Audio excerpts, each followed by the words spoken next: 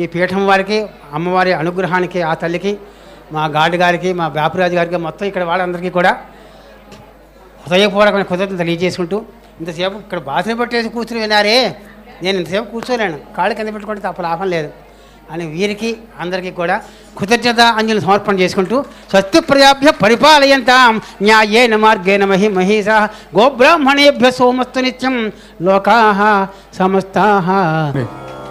ఇంకా గట్టిగా ఉంటారు. ఎందువల్లంటే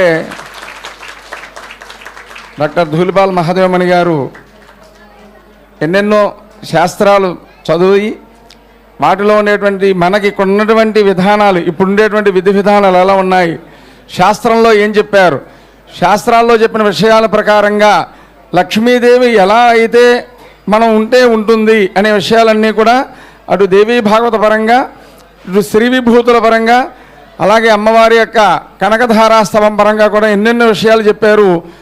ఎన్నెన్నో మామూలు విషయాలు కూడా కాదు, అంటే అభ్యంగన స్నానం ఎలా చేయాలి, ఒకటి కాదు, చాలా రకాలైనటువంటి విశేషాలన్నీ కూడా మనం ఎలా ఉండాలి, ఎలా నడుచుకోవాలి, ఎలా నడిస్తే లక్ష్మీదేవి మన దగ్గర ఉంటుంది, ఎలా ఉంటే లక్ష్మీదేవిని మనమే దూరం చేసుకుంటాము, ఇలా ఒకటిగా చాలా విశేషాలు చెప్పారు. అలాగే మహాలక్ష్మి ఆవిర్భావ ఘట్టం కూడా దేవీ సప్తసతిని ఆధారంగా తీసుకుని వారు చెప్పడం జరిగింది. అటువంటి మహనీయుల యొక్క దివ్యమైనటువంటి ప్రవచనాన్ని మనం విన్నాం కనుక మరి వారికి ఇద్దరికీ కూడా, అలాగే ఒక పక్కన ఉన్నటువంటి ఆయన మా శర్మ గారిని కూడా తీసుకొచ్చారు ఈరోజు ధూళిపాల మహాదేవమణి గారు. మరి వీరిద్దరి యొక్క ప్రవచనం మనందరినీ కూడా ఆనందపరిచింది కనుక గట్టిగా ఒక్కసారి కరతాళధ్వనులతోటి ఆనందాన్ని తెలియజేద్దాం. మరి ఈ అవకాశాన్ని మనందరికీ కూడా కలిగించినటువంటి సద్గురువర్యులకి, ఎందుకంటే వాళ్ళు సూచిస్తారు, తీసుకురండి మంచి వాళ్ళని చెప్పేసి అంటుంటారు. చక్కని ప్రవచనాన్ని అందించినటువంటి గురువర్యులైనటువంటి డాక్టర్ ధూళిపాల మహాదేవమణి గారికి, మా శర్మ గారికి మరొక్కసారి ధన్యవాదపూర్వక కృతజ్ఞతలు తెలియజేసుకుందాం. గట్టిగా చప్పట్లు కొడదాం.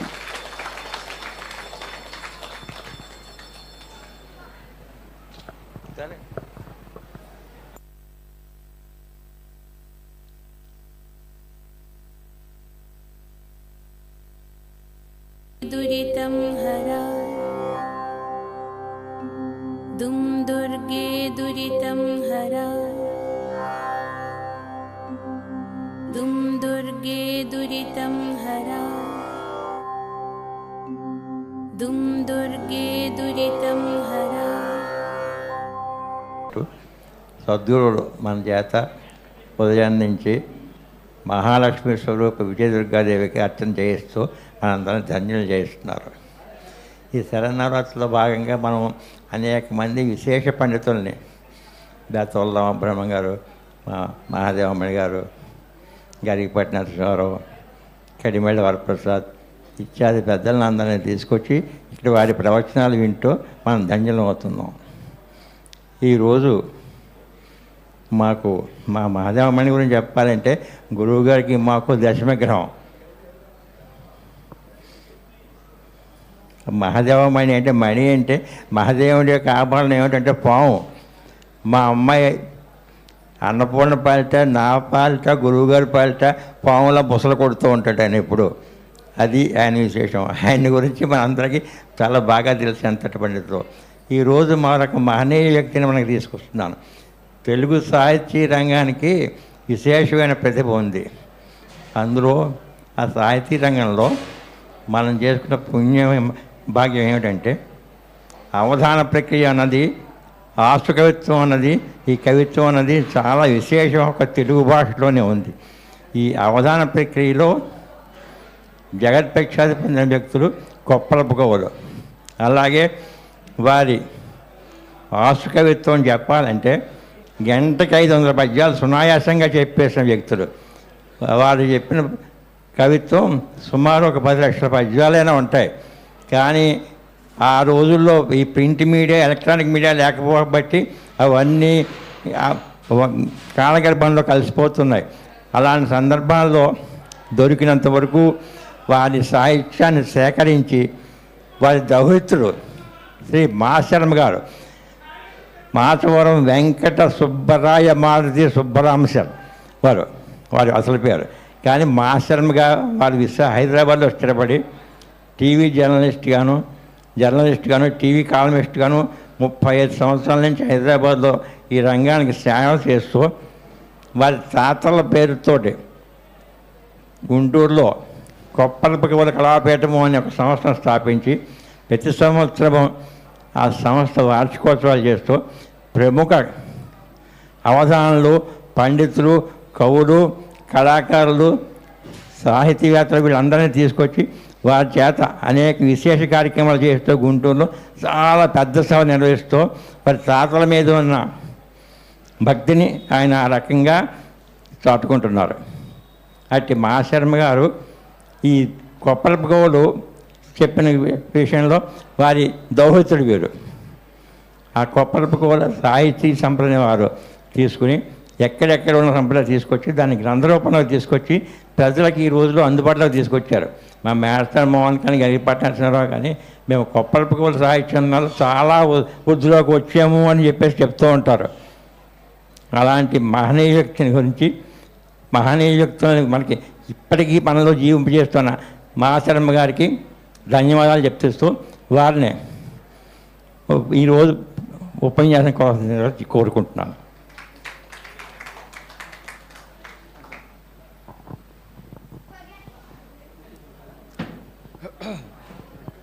శ్రీ గురుభ్యో నమః. నిన్నటి రోజునే తెలుగు భాష విశిష్టత గురించి ఏదో ఒక సందర్భంలో దేవీ భాగవతంలో వస్తూ పక్కకి వచ్చి దాని గురించి అయ్యమనేటువంటి అక్షరం గురించి చెప్పుకుంటూ అక్షరాలన్నీ కూడా కనుమరుగైపోతున్నాయని చెప్పేసి చెప్పుకున్నాం. ఈ సత్యవ్రతోపాఖ్యానం చెప్పుకుంటూ ప్రాస్తావికంగా వచ్చింది ఆ విషయం.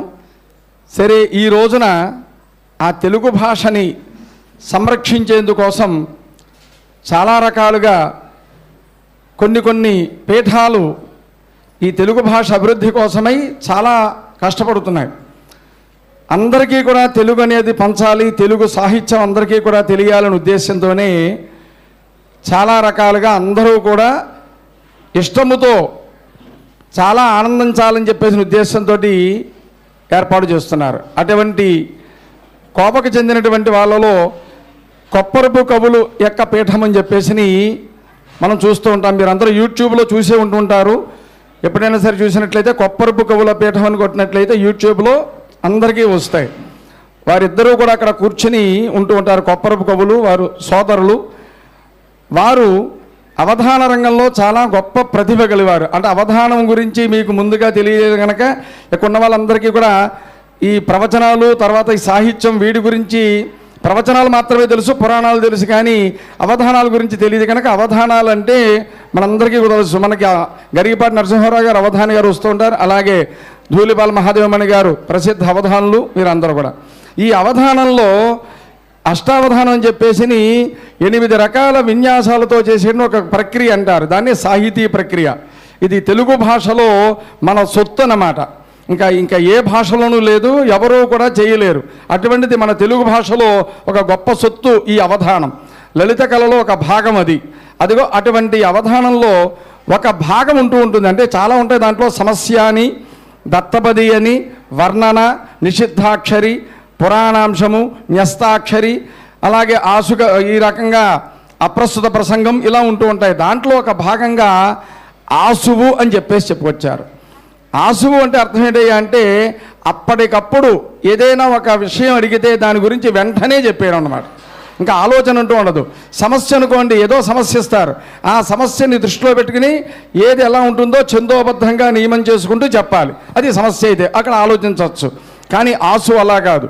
ఇక్కడ అడిగిన వెంటనే గురువుగారిని వర్ణించండి అన్నారనుకోండి, వెంటనే పద్యం చెప్పేది వాళ్ళు.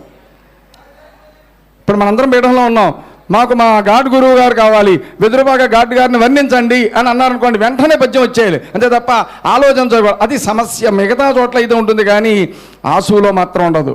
అదిగో అటువంటి ఆసు కవిత్వ ధార చక్రవర్తులుగా గొప్ప పేరు పొందినటువంటి మహనీయులు కొప్పరపు కవులు. అటువంటి ఆ కొప్పరపు కవుల యొక్క కళాపీఠంలో వాళ్ళ యొక్క సేవ చేస్తూ వాళ్ళ యొక్క తాతగారుల యొక్క ఆశీస్సు అందరినీ కూడా తీసుకుంటూ వచ్చినటువంటి మహనీయులు వారి దౌహిత్రులు మా శర్మ గారు. వీరి గురించి సంక్షిప్తంగా ఉండేటువంటి పరిచయం మీకు చేయాలి కనుక ఎందుకంటే మన పీఠానికి కొత్తగా వచ్చారు, వారి గురించి సంక్షిప్తంగా మీకు పరిచయం చేస్తాను.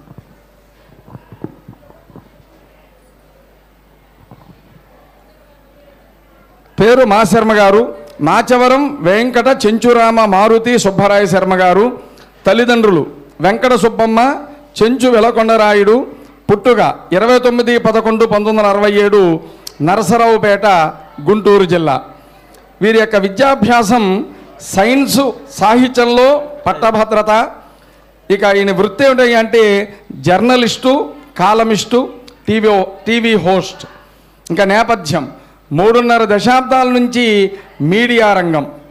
ఇంకా కుటుంబం యొక్క నేపథ్యం చూస్తే అవధాన కవి చక్రవర్తులు, ఆసుకవి సమ్రాట్లుగా తెలుగు సాహిత్యంలో సుప్రసిద్ధులైన జంట కవులు కొప్పరపు సోదర కవుల మనుమడు ఈ మహాకవుల దివ్యస్మృతిగా 2002 సెప్టెంబరు 9వ తేదీ నాడు శ్రీ కొప్పరపు కవుల కళాపీఠము స్థాపించి 2 దశాబ్దాలపై నుంచి అవధాన సాహిత్య, సంగీత, సాంస్కృతిక రంగాలకు విశేషంగా సేవలందిస్తున్నారు. మరి అటువంటి మహనీయులు మన పీఠానికి రావడం జరిగింది. వారికి అభిమానమైన విషయాలు ఏంటంటే సంగీతము, సాహిత్యము, పాత్రికేయం, ఈ రచన, ఇవన్నీ కూడా వారికి ఇష్టమైనటువంటివి కనుక అటువంటి మహనీయులు మన పీఠానికి వచ్చారు కనుక గట్టిగా కరతాళధ్వనులతోటి, ఇంకా సరిపోవండి, ఇంకా గట్టిగా రావాలి. వారు మన పీఠానికి కొత్తగా వచ్చారు కనుక వారికి మనం స్వాగతం తెలియజేస్తూ వారి యొక్క ప్రవచనాన్ని ప్రారంభిస్తాం.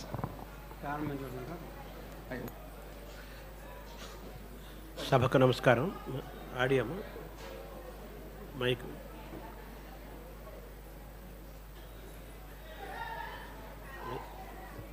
ఆన్ చేయాలా?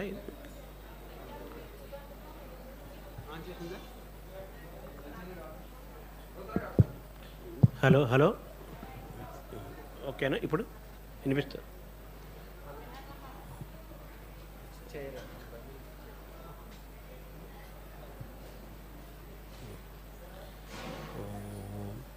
నీలాంబుజారామ కేళీ మరాళమై సామేన శంకర స్వామి వెలయ పవలు రాతిరి సేయు భద్ర తాటంకముల్ దరహాస రుచి ధగ ధగ వెలుంగ త్రయ్యంతవేణి పద్మజురాణి హరిరాణి చిలికారమున కెలంకుల మెలంగ కెంగేలి రాచిల్క క్రీడార్థ మెసరేగి ప్రణవాక్షరార్థం ఉపన్యసింప కమ్ర ముక్తాఫలా అమలగగన వాహిని పయక్కణ పంక్తి వందేయటంచు విఘ్నపతి పూజనమునర్ప విశ్వభరణ దీక్ష నెలకొన్న దేవికిదే నమస్సు ఐంద్రీం జాగ్రదుదగ్రమూల పదవీం ఐరమ్మదావాహనాం అంతస్తాంత్రిక వామదక్షిణ పద హ్రీంకార మధ్యాత్మికాం జ్యోతిర్మండల చాక్రిక వితికరాం ఓంకార ఘంటార్భటీం వందే పశ్యముఖీం మహాకవి సఖీం మంత్రాధిదేవీశ్వరీం అంగవం వచనభంగమాలినోస్సూరి సంసతి కుతపరాజయ సుబ్బరాయ రమణో మహాకవీ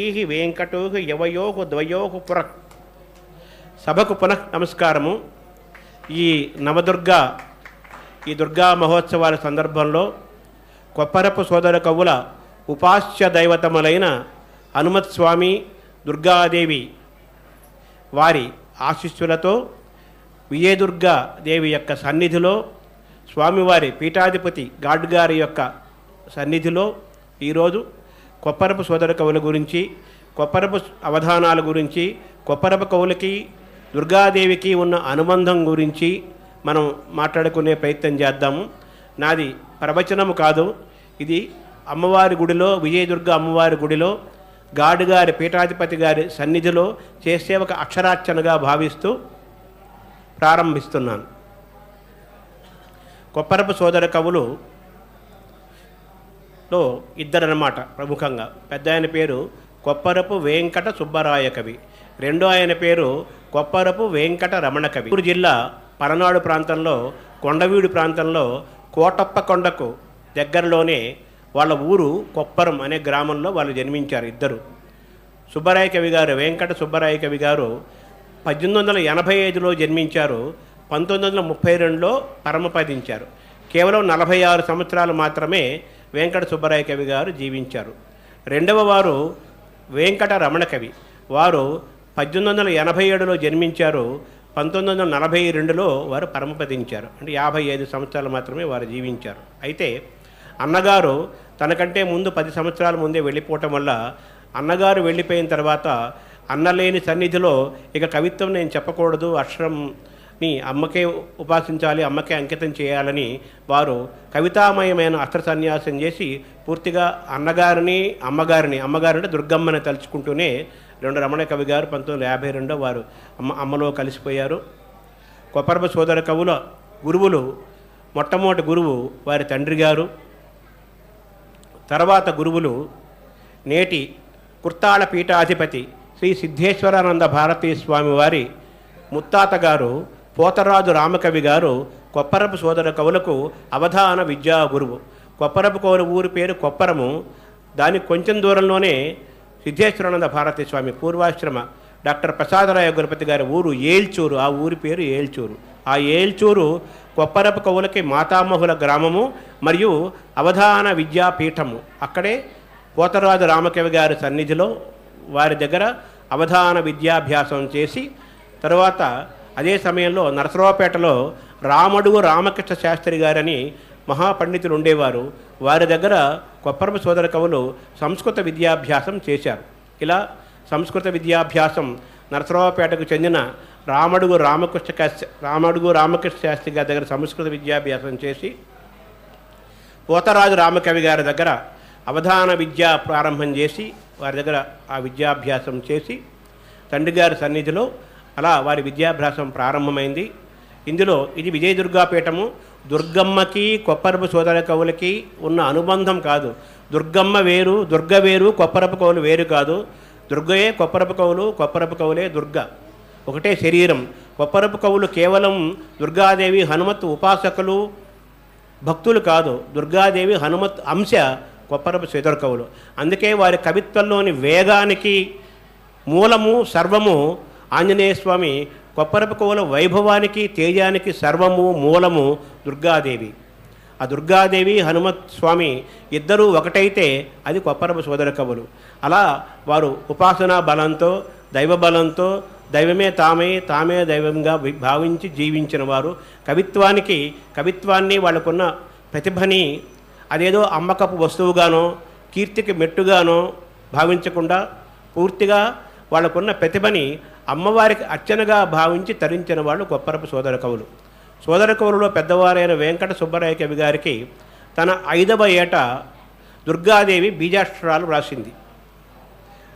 అదే ఏట అమ్మవారు బీజాక్షరాలు రాసిన తర్వాత సుబ్బరాయ కవి గారు సోదర కవుల్లో ముందు సుబ్బరాయ కవి గారు మొదలుపెట్టారు కవిత్వము. తర్వాత రమణయ్య గారు తమ్ముడు కలిశారు.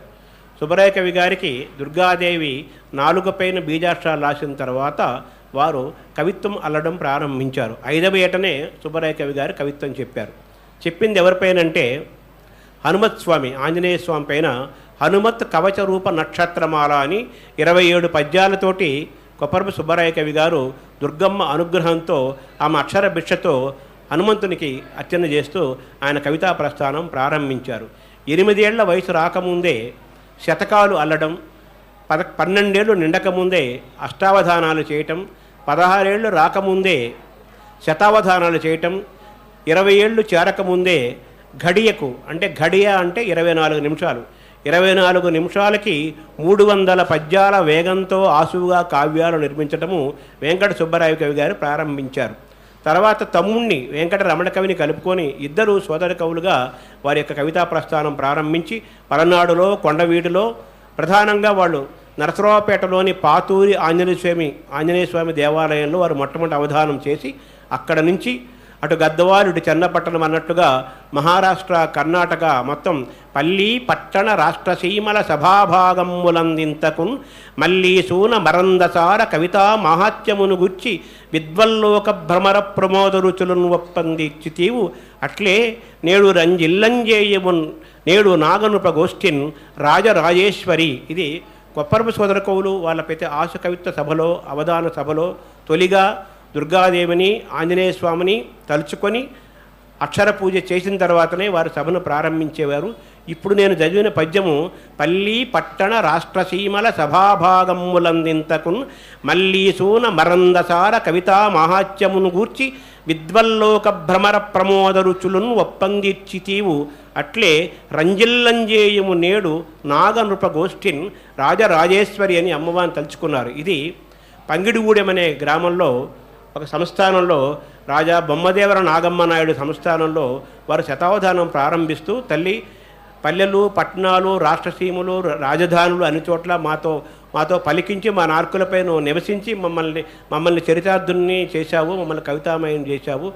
అలాగే ఈరోజు ఈ బొమ్మదేవర నాగమ్మ నాయుడు సంస్థానంలో ఈ పంగిడిగూడెంలో చేస్తున్న అవధానాన్ని కూడా ఆశీర్వదించి మమ్మల్ని నువ్వే నడిపించు తల్లి, నువ్వే నన్ను మమ్మల్ని గెలిపించు తల్లి అని ప్రార్థనాస్తోక పద్యంగా రాజరాజేశ్వరి అని అమ్మవారిని స్తుతించుకున్నారు. ఎక్కడికి వెళ్ళినా రాజరాజేశ్వరి, దుర్గా ఇలా నిరంతరము అమ్మవారి స్మరణలోనే ఉంటారు.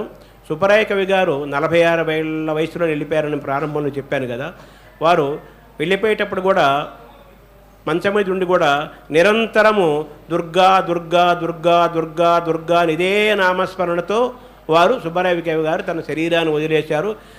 ఉచ్ఛ్వాస నిశ్వాసలే కవిత్వమే కాకుండా ఉచ్ఛ్వాస నిశ్వాసలే హనుమత్ తపస్సు దుర్గాదేవి తపస్సు చేసుకున్న వాళ్ళు కొప్పరపు సోదర కవులు. కాబట్టే ఈరోజు ఈ నవరాత్రుల వేళ విజయదుర్గ అమ్మవారి యొక్క పాదాల చెంత గాడుగారి పీఠాధిపతి దగ్గర దుర్గాదేవి అంశతో వైభవాన్ని సాధించిన కొప్పరపు సోదర కవుల గురించి మాట్లాడుకునే ఒక గొప్ప సౌభాగ్యం మనకు దక్కింది.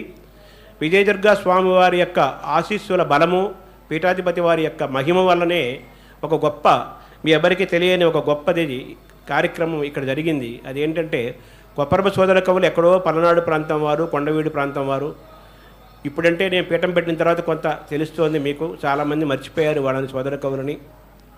వెదురుపాక అంటే ఎన్నో మైళ్ళ దూరంలో ఉంది నసరావుపేటకి, కోటప్పకొండకి, కొప్పరపు కోల వాళ్ళ ఊరికి. ఇటీవలనే ఇప్పుడే ఈ మధ్యనే కొప్పరపు కోల ప్రతిమలు వెదురుపాక గ్రామ ప్రారంభంలోనే వెలిశాయి. ఇటీవలే పెట్టారన్నమాట. ఇక్కడ సత్యనారాయణ స్వామివారి దేవాలయంలో కొప్పరపు కోల ప్రతిమల్ని ఇటీవలనే ఎవరో ఒక భక్తుడు రామిరెడ్డి గారు పెట్టారు. అంటే అర్థం రామారెడ్డి గారు పెట్టారు. ఆ పెట్టబోయే ముందు స్వామివారికి చూపించి స్వామివారి ఆశీస్సులు తీసుకొని అక్కడ స్థాపన చేశారు. అంటే దీని అర్థం ఏంటంటే విజయదుర్గ అమ్మవారి, వెదురుపాక విజయదుర్గ అమ్మవారి యొక్క ఆశీస్సులు వాళ్ళ వెంట నడుస్తూనే చెప్పడం కోసమే కొప్పరపు సోదర కవుల ప్రతిమలు వెదురుపాక వచ్చి చేరాయని చెప్పడానికి ఒక తార్కాణం. ఈ వెదురుపాక దేవాలయం నేను మొట్టమొదటిసారిగా వచ్చాను, ఇప్పుడు చూశాను, అన్నీ చూపించారు. ఈ భారతదేశంలో ప్రపంచంలో ఎక్కడెక్కడైతే ఎంతమంది దేవతలు ఉన్నారో, ఎన్ని శక్తి పీఠాలు ఉన్నాయో, ఎన్ని శక్తి వ్యవస్థలు ఉన్నాయో అవన్నీ కూడా ఈ పీఠంలోనే ఉన్నాయి. విజయదుర్గ పీఠం దర్శనం చేసుకుంటే మనం ఎక్కడికి వెళ్ళక్కర్లేదు, ఇక్కడ దర్శనం చేసుకుంటే చాలు. కాబట్టే కొప్పరపు సోదర కవులు కూడా ఆ దుర్గాదేవి హనుమత్స్వామి స్వరూపమైన కొప్పరపు కవులు కూడా దుర్గా ఆశీస్సులతో ఇక్కడికి చేరారు. విజయదుర్గ పీఠం దర్శనం చేసుకుంటే అందరినీ దర్శించుకున్నట్టే, అందరినీ స్పర్శించుకున్నట్టే, అందరినీ స్మరించుకున్నట్లే అని భావిస్తూ ఇంకొక విశేషమైన విషయము, ఆసక్తికరమైన అంశం ఏంటంటే స్వామివారి గాడ్ గారు, పూర్వాశ్రమ డాక్టర్ ప్రసాదరాయ కులపతి గారు, వాళ్ళిద్దరూ సహాధ్యాయులు, క్లాస్మేట్స్ అని ప్రసాదరాయ కులపతి గారు స్వామివారు నాకు అనేక సార్లు చెప్పారు. అది ఇంకా చాలా ఆనందాన్ని ఇచ్చే అంశం, చాలా గొప్ప అంశం. 1972లో ఈ పీఠం ప్రారంభమైందంటే ఇప్పుడు 53 సంవత్సరాలు. ఇప్పటికీ ఆ పీఠం ఇంత వైభవ ప్రాభవాలతో వెలుగొందుతూ కోట్లాది మంది ఎక్కడెక్కడో పండితులు, పామరులు, సామాన్యులు, భక్తులు, సంపన్నులు అందరూ ఇక్కడికి వస్తున్నారంటే ఈ పీఠం ఎంత శక్తివంతమైంది అని చెప్పడానికి ఇంతకంటే ఉదాహరణ లేదు. ఆదిశంకరాచార్యులు 4 పీఠాలను అనేక ప్రాంతాల్లో స్థాపించారు.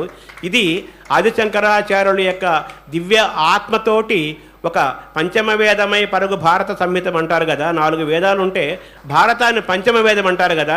ఇది ఆదిశంకరాచార్యుల కృపతోటి దివ్యాత్మతో వెలిసిన పంచమ పీఠంగా మనం దీన్ని అభివర్ణించవచ్చు.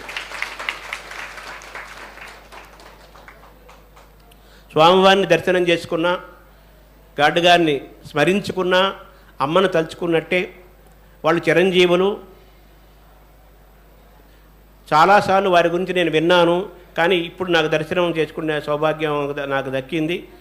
ఆ బలంతో పక్కన ధూళిపాల మహాదేవ్ అని ఉన్నారు. వారు నాకు పితృతుల్యులు, వారు సోదరులు.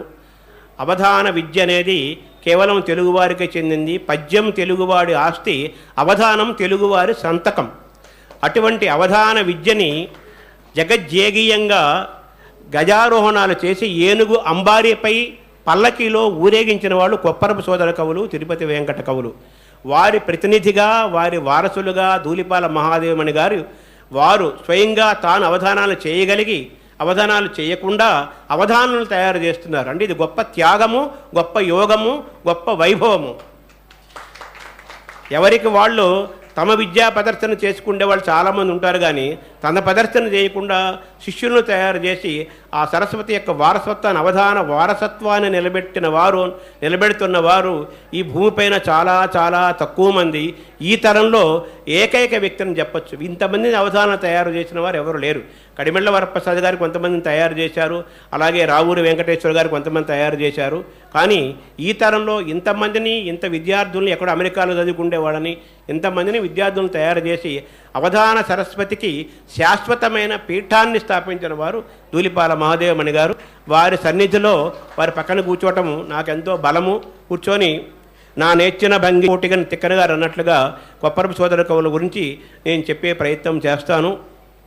కొప్పరపు సోదర కవులు గంటకు 500 పద్యాల వేగంతో ఆసుగా ప్రబంధాలని, అప్పటికప్పుడు ప్రబంధం చెప్పటమే. ఈ విజయదుర్గాపీఠం అమ్మవారి గురించి ఒక కావ్యం చెప్పమంటే వెతుకోవటమే పద్యం. నీలాంబుజారామ కేళీ మరాళమై సామేన శంకర స్వామి వెలయ పవలు రాతిరి శయ్య భద్ర తాటంకములు దర్హాసరుచి ధగధగ వెలుంగ త్రయ్యంత వేణి పద్మజురాని హరిరాణి చెలికారమున కెలంకుల మెలంగ. పద్యం ఆగిపోలేదు. ఆనంద బాష్పాలతోటి నా గొంతు ఆర్ద్రవమే, మాట రావట్లేదు.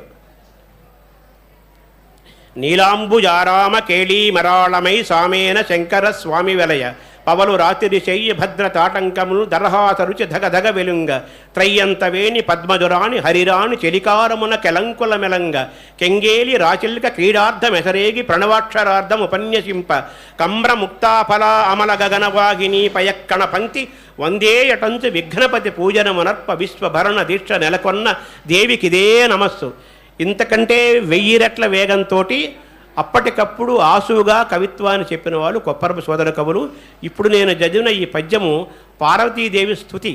పంగిడిగూడెం శతావధానంలో ఒక పృచ్ఛకులు అమ్మవారిని వర్ణించమంటే వాళ్ళు కలం పట్టుకొని ఛందస్సు కోసం, ప్రాస కోసం, యతి కోసం, అలంకారం కోసం, శబ్దాల కోసం, విశేషాల కోసం ఎత్తుక్కోవటమే లేదు. ఇలా ఎత్తుకున్నారు. నేనే వచ్చెదను నేనే వచ్చు నేవత్తు నేనే అని వచ్చి మీద పడు ఎద్దాని గైకొందుము ఎద్దానని వీడిదిమోయి అంటారు తిరుపతి వెంకట కవులు. ఇలా ఎత్తుకుని అమ్మవారిని ఇలా దర్శనం చేసుకుంటూ కొప్పరపు కవులు ఈ పద్యం చెప్పారు. కొప్పరపు కవులు చెప్పిన ప్రతి పద్యము కూడా దైవ దర్శనంతోనే చెప్పిన పద్యాలు, అంతేగాని ఇది ప్రదర్శన కాదు. కొప్పరపు కవులు అర్చన. అలా చెప్పిన పద్యం ఈ నీలాంబుజారామ. నీలాంబుజారామ పద్యం అంటే ఇది మంత్రాక్షరమహితమైనది. ఈ పద్యం విన్నవారికి, చదివిన వారికి అందరికీ కూడా సర్వ ఐశ్వర్యకరము, సర్వ వైభవ ప్రసాదం అన్నమాట. డాక్టర్ ప్రసాదరాయ కులపతి గారు పూర్వాశ్రమంలో అంతకుముందు కొప్పరపు సోదర కవులను కుమారులైన కుమార సోదర కవులు వీరందరూ కూడా ప్రారంభంలో ఈ పద్యం చదివి వాళ్ళ సభ ప్రారంభిస్తే ఎక్కడ చూసినా వైభవమే. ప్రారంభంలో నేను 2 పద్యాలు, 1 శ్లోకం చదివాను. ఈ 3వ శ్లోకము చదివింది మొదట్లో. అంగవాం వచనభంగమాలినో సూరి సంసతి కుతపరాజయ సుబ్బరాయ రమణో మహాకవి వెంకటోకి యవయోగ ద్వయోగ పుర. ఈ శ్లోకం చెప్పిన వారు ఎవరంటే కావ్యకంఠ వాసిష్ఠ గణపతి ముని.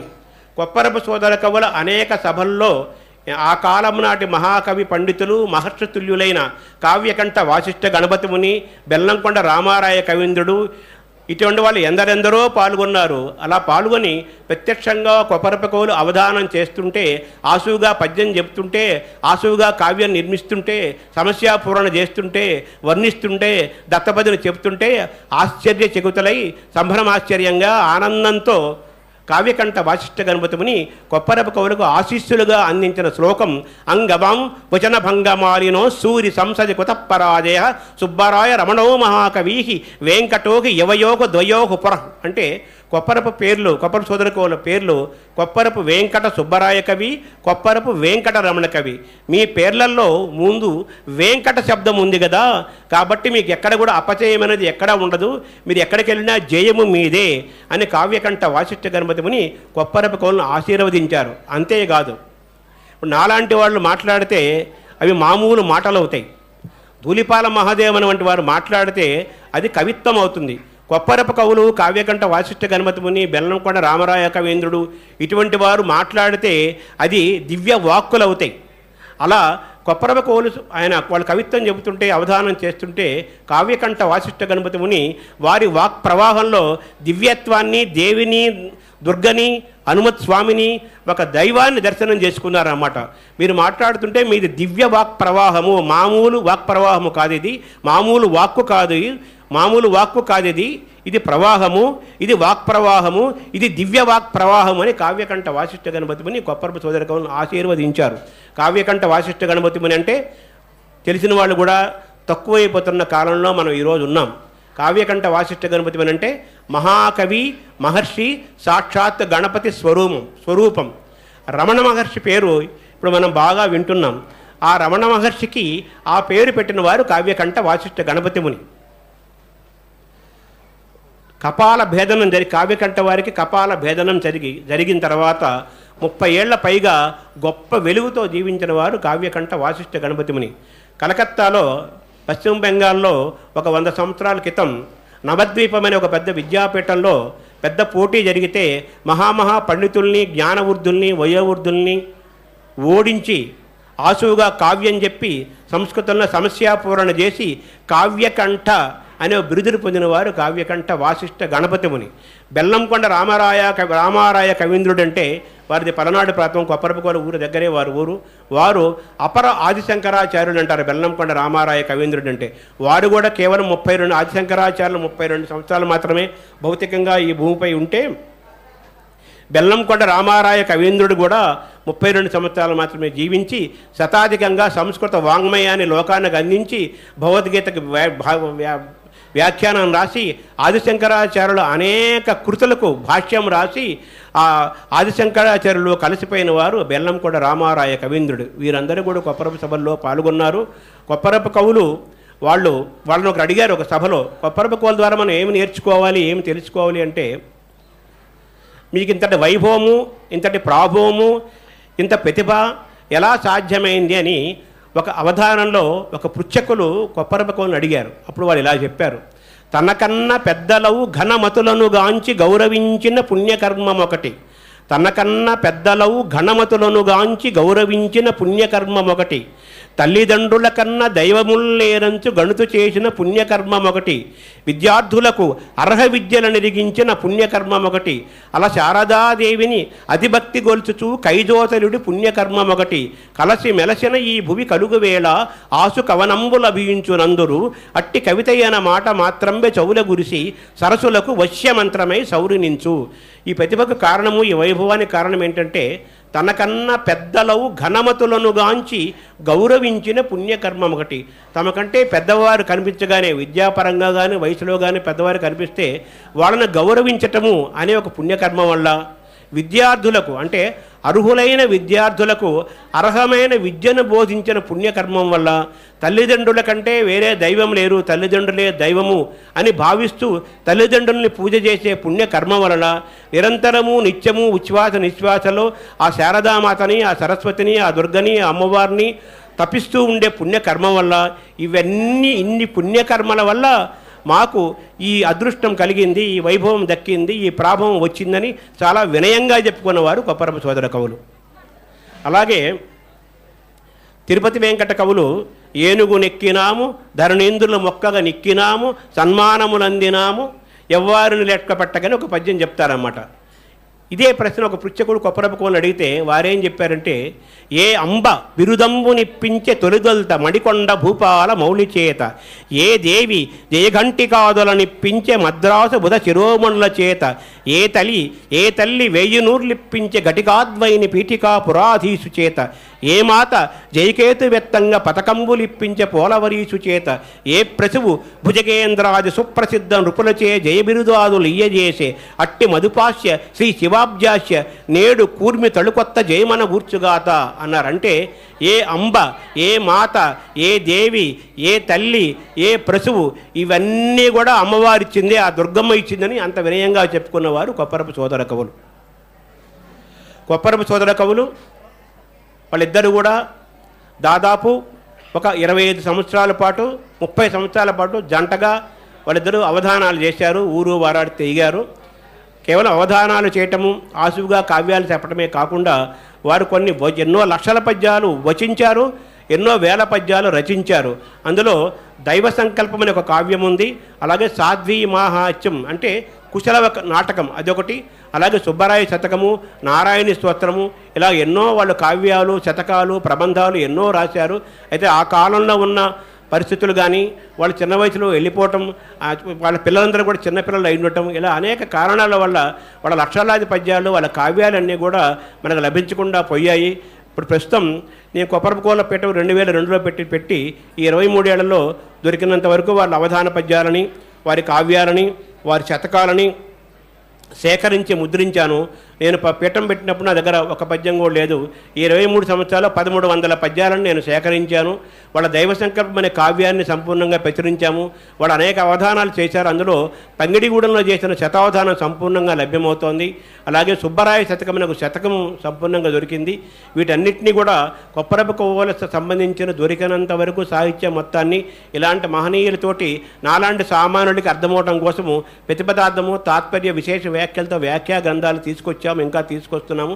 అలా అనేక మందితో బేతవేలు రామబ్రహ్మ గారు అనేక మందితో వ్యాసాలు రాయించి ఒక వ్యాస సంకలనం తీసుకొస్తూ సామాన్యులకి, మామూలు వాళ్ళకి, నిరక్షరాస్యులకి, అక్షరాస్యులకి, పండితులకి, పామరులకి అందరికీ కూడా కొప్పరపు కోవల కవితా ప్రభ, పద్య వైభవము, కవిత్వ శక్తి, అందులో ఉండే శబ్దార్థాలు, అందులో ఉన్న అందము, సొగసు, సోయగము చేరాలని ఇలాంటి వారి సహకారంతో నేను చిన్న ప్రయత్నం చేస్తున్నాను. కొప్పరపు సోదర కవులు రాసిన దైవ సంకల్పంలో ఒక పద్యం మీకు మనవి చేస్తాను. గంట సేపు మాట్లాడమన్నారు. మీరు ఎప్పుడు ఆపమంటే అప్పుడు ఆపుతాను. ఇప్పటికే అరగంట అయిపోయింది. ఒక 5-10 నిమిషాల్లో 10 నిమిషాల్లో నేను శుభం పలుకుతాను. కాంచీపురీశ్వరి కాంచికా ప్రాళంబ పృథుధామ నిష్యంద మధువు గ్రోలి, తిరుమల నాయక ఉదర భాగ భాసుర శ్రీగంధ పరిమళ శ్రీలదోగి, దాక్షిణాత్యావనీధవ పురంధ్రీతను కస్తూరి చర్చల కలసియాడి, పూత పినాకిని శ్రోతస్విని మణి కల్లోల డోలిక కలనతేలి, అతి పరిశ్రాంత కామినీ పతివరాంగ ధర్మ శరణాపనయ సౌఖ్యకారి, హారి పరిమళ తనూవిహారి తా బయలువెడలే మందపవన కుమారుడు ఆనందరాశి. పొద్దున పూట గాలిని కొప్పరపు సోదర కవులు దైవ సంకల్పం అనే కావ్యంలో వర్ణించారనమాట. కాంచీపురీశ్వరి కాంచికా ప్రాళంబ పృథుధామ నిత్యంద మధువు గ్రోలి, కాంచీపురంలో కంచిలో అమ్మవారి పెడలో ఉన్న ఆ యొక్క పుష్పమాల యొక్క ఆ పరిమళాన్ని తీసుకొని, కాంచీపురీశ్వరి కాంచికా ప్రాళంబ పృథుధామ నిత్యంద మధువు గ్రోలి, తిరుమల నాయక ఉదర భాగ భాసుర శ్రీగంధ పరిమళ శ్రీలదోగి, తిరుమల వెంకట నాయకుడు వెంకటేశ్వర స్వామి ఉదరంపై ఉన్న ఆ శ్రీగంధం యొక్క ఆ పరిమళాన్ని గ్రోలి, దాక్షిణాత్యావనీధవ పురంధ్రీ తను కస్తూరి చర్చల కలసియాడి, ఆ దక్షిణ ప్రాంతం యొక్క రాజు యొక్క ఆ పట్టమహర్షి యొక్క శరీరంపై, ఆ అమ్మవారిపై అక్కడ ఉన్న యొక్క ఆ సౌగంధ్యాన్ని కూడా తీసుకొని, పూత పినాకిని శ్రోతస్విని మణి కల్లోల డోలిక కలనతేలి, పినాకిని నది నుంచి వచ్చే ఒక అద్భుతమైన పరిమళాన్ని, ఆ వాక్ ప్రవాహంలో, ఆ నదీ జలం నుంచి వచ్చే ప్రవాహంలో ఉన్న గొప్ప పరిమళాన్ని, సౌగంధ్యాన్ని కూడా తీసుకొని అలా అవన్నీ మోసుకుంటూ వచ్చిందట పిల్లగాలి. అది ఎలాంటిదంటే మొత్తం ఆనందమంతా ఒక రాశిగా వస్తే ఎలా ఉంటుందో అలా ఉందట ఆ పిల్లగాలి. కాంచీపురీశ్వరి కాంచికా ప్రాలంబ పృథుధామ నిశ్యంద మధువు గ్రోలి తిరుమల నాయక ఉదర భాగ భాసుర శ్రీగంధ పరిమళ శ్రీలదోగి దాక్షిణాత్యావనేధవ పురంధ్రీతను కస్తూరి చర్చల కలసియాడి పూత పినాకిని శ్రోతస్విని మణి కల్లోల డోలిక కలనతేలి అతి పరిశ్రాంత కామిని పతివరాంగ ఘర్మ శలినాపనయ సౌఖ్యకారి హారి పరిమళ తనూ విహారి తా బయలువెడలే మందపవన కుమారుడు ఆనందరాశి అని వర్ణించారన్నమాట. కొప్పరప సోదర కవులు ఆసుగా పద్యం చెప్పినా కూర్చొని రాసినా ఏమీ తేడా ఉండదు. ఒకటే, మహాకవి వచించినా రచించిన మహాకవిత్వమే వస్తుంది. శ్రీనొప్పారడు నీదు వన్ననుకొనై చేయూప శబ్దార్థముల్ నేనే వచ్చదను నేనే వత్తు నేనే అని వచ్చి మీద పడు ఎద్దాని గైకొందుము ఎద్దానిని వీడుదుమోయి అంటారు తిరుపతి వెంకట కవులు. మహాకవులు, మహర్షితుడులైన మహాకవులు వాళ్ళు కవిత్వానికి పూనుకుంటే నేనే వస్తా నన్ను వాడుకో అని శబ్దార్థాలు వెంటబడతాయట. వాళ్ళు వెంటబడితే వాళ్ళు నూరా ఉంది సంగతి తర్వాత చూద్దాం, ముందు నూరా అని శబ్దాల అర్థాలు తీసుకుంటారు. అది ఒక మహాకవి యొక్క లక్షణము. మన సంకల్పం మంచిదైతే, మన సంకల్పంలో పవిత్రత ఉంటే, మన వ్యక్తిగతమైన స్వార్థం కాకుండా లోకం హితం కోసము, జాతి హితం కోసం, మానవాళి కోసం మన సంకల్పం ఉంటే అద్భుతాలు జరుగుతాయని చెప్పడానికి విజయదుర్గా పీఠమే ఒక గొప్ప ఉదాహరణ. కొప్పరప సోదర కవుల దైవ సంకల్పం కావ్యంలో ప్రారంభంలో ఒక పద్యం ఉంటుంది. శ్రీమంతం బగునేని ఇచ్చ స్థలమై చెన్నందు నియగున్ స్థలంబు గిరి మృత్కండంబయౌను అద్రియవు నామై మృత్కణం అగ్నియవు హిమము నీహారంబయౌను అగ్ని అక్షామప్రాభవుడు ఆ మహావ్యసనుడు ఉత్కంఠన్ జగంబోముతన్. పవి పుష్పంబగు వజ్రాయుధం కూడా మామూలు పుష్పం అయిపోతుందట. కొండ మట్టి ముద్ద అయిపోతుందట. ముద్ద చిన్న మట్టి మహాపర్వతం అయిపోతుందట. పెద్ద మహాసముద్రము మామూలు నేల అయిపోతుందట. నేల మహాసముద్రం అయిపోతుందట. మంచు అగ్ని పర్వతం అయిపోతుందట. అగ్ని పర్వతము మామూలు చిన్న మంచు బిందువు అయిపోతుందట.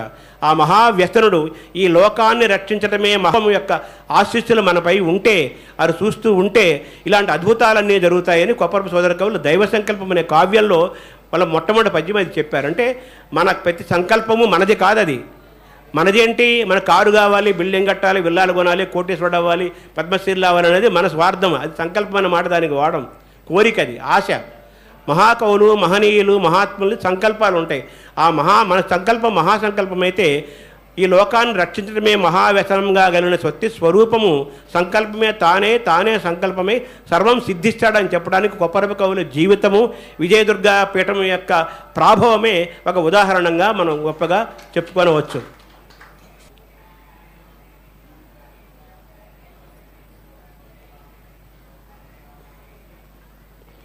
కుర్తాళ స్వామివారు పూర్వాశ్రమంలో డాక్టర్ ప్రసాదరాయ కులపతి గారు వారి మొట్టమొదటి అవధానం కొప్పరప సోదర కవులు ఇంట్లోనే జరిగింది. పూర్వాశ్రమంలో కొప్పరప కవులకి వారు కూడా ఒక మనవడు అవుతాడు, మనవడు వరుస.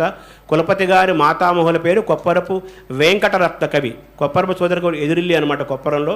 కొప్పరప కవుల ఇంట్లో కొప్పరప కవుల మూడో తమ్ముడు బుచ్చిరామయ్య గారు అధ్యక్షుడిగా ఉండి కులపతి గారితోటి తన 15వ ఏట అవధానం చేయించారు. అలా కొప్పరప కవుల ఇంట్లోనే కులపతి గారి అవధానం కూడా అలా ప్రారంభమైంది. ఒక అద్భుతమైన ప్రారంభం జరిగింది. కొప్పరప సోదర కవుల యొక్క ఆశకవిత్వ వేగానికి, ధారకి, ధారణకి, ఉపాసనకి, మంత్రశక్తికి వారసత్వం ఎవరిదంటే డాక్టర్ ప్రసాదరాయ కులపతి గారి పూర్వాశ్రమం, నేటి సిద్ధాశ్రమానంద భారతీ స్వామి వారు పూర్వాశ్రమంలో వీరిద్దరు సహాధ్యాయులు కావటము, ఇది 2 శక్తి స్వరూపాలు మన తెలుగువారు అయ్యటం, మనవారు అయ్యటం అనేది మనకు గర్వకారణము. ఇటువంటి వారు జయంతితే సుకృతినో రససిద్ధాః కవీశ్వరాః నాస్తి తేషాం యశక్కాయో జరామరణం భయం అంటారు. రససిద్ధులైన కవీశ్వరులు ఈ జనన మరణాలకు అతీతంగా వాళ్ళు ఎప్పుడూ చిరంజీవిగా ఉంటారు. పీఠాధిపతులు కూడా రససిద్ధులు, దైవసిద్ధులు. వారు ఎప్పుడూ సిద్ధితో ఉంటారు, ఎప్పుడూ ప్రసిద్ధితో ఉంటారు. వారు ఎప్పుడూ చిరంజీవులు. వారి ద్వారా మనం చిరంజీవిగా ఉందాము. నమస్కారం.